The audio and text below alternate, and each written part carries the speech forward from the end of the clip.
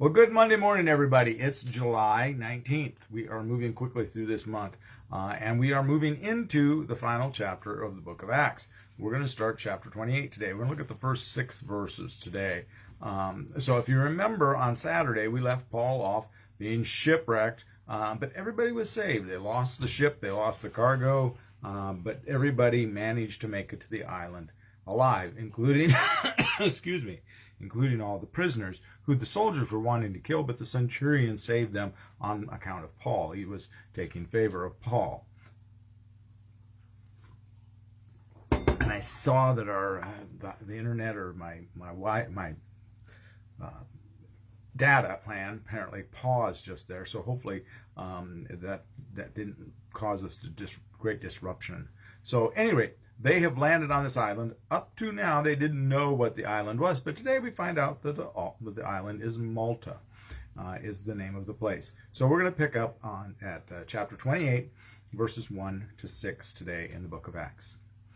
After we had reached safety, we then learned that the island was called Malta.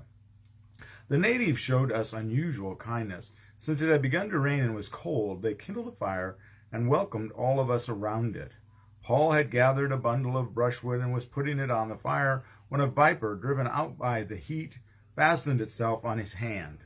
When the natives saw the creature hanging from his hand, they said to one another, "This man must be a murderer. Though he has escaped from the sea, justice has not allowed him to live." He, however, shook off the creature into the fire and suffered no harm. They were expecting him to swell up or drop dead, but after they had waited a long time and saw nothing unusual had happened to him, they changed their minds and began to say that he was a god. Okay, so bad to worse for poor old Paul here. He just can't catch a break, can he? He's just survived this all of this time at sea, and now he's gotten to Malta, and he gets snake bit. What a deal. First of all, there where it says the natives, that in Greek is actually barbarians. We don't really know that these are people that lived on the island. They're not like Aboriginal or something like that we might think of, or Native American or anything like that. These people are in that part of the world, but they're just not Greek. They're just not Roman, and they're not Jewish. From Paul or from Luke's standpoint, because we've got to remember, Luke is here with them now. He's the person writing this. He's part of the shipwrecks. Some of these people that have been shipwrecked. So he's there. He's experiencing this. So these folks are they're just not. Again, Roman Greek, most likely. Barbarian would mean just not Greek, technically, but we would assume that in Luke's definition, it would mean they're not Greek, Roman, or Jewish. So they are, though, showing them unusual kindness rather than attacking them and trying to drive them off or just slaughter them because they've invaded. They have taken pity on them and are trying to help them, which is very, very good. Thank God, Paul's been provided for. But here, when they're starting to build the fire, we have this snake come out and bite Paul on the hand. Now, the interesting thing about here in Hebrew culture, the hand would represent the work that you do. Okay, we talk about the hands and the feet, that we are the hands and the feet of Christ.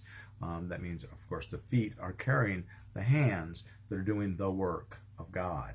So Paul's hands are doing the work of God. That's what Paul is about. His hands are what he does. He is doing the work of God.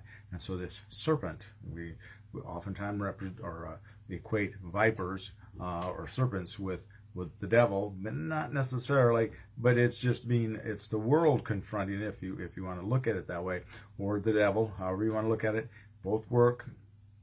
It's attacking the world. Just does not like the work of God. It's going against God. And so the harder Paul's trying to work for God, the more the shipwreck, all of this, being bitten by the viper, it's all trying to stop the work of God. The world is trying to stop God's work. And we see that in our own ministries. Here as a church, things will happen. Sometimes even the world uses us to get in the way of the ministry of God. That's really sense. That's why sometimes, and one of the prayers that we have that I use from time to time says that God's will be done in spite of us, despite us, and because sometimes we're the worst ones, and sometimes evil uses good people to accomplish the work of evil.